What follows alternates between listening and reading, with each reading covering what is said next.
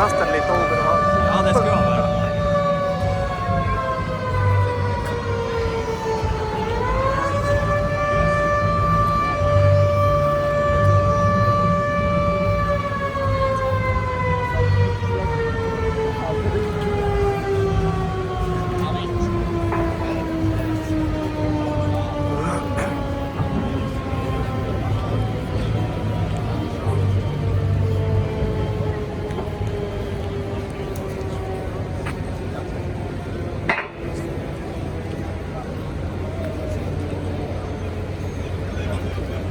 Arkadaşlar.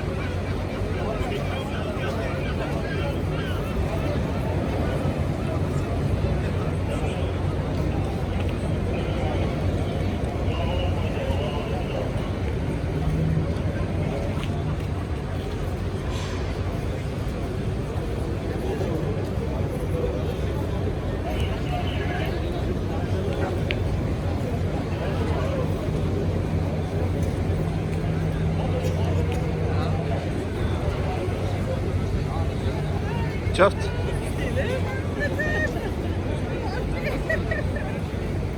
Det kändes så fort.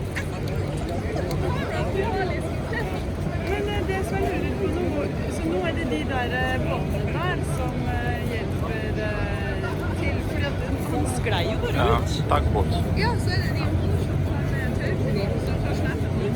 Ja, for han føyk jo ut av seg selv, gjør han ikke det? Det var ikke noe styring. Ja, ja, ja. Eller- Selvfølgelig. Det er bare sånn. Og de Ja, det var skikkelig. Ja, det var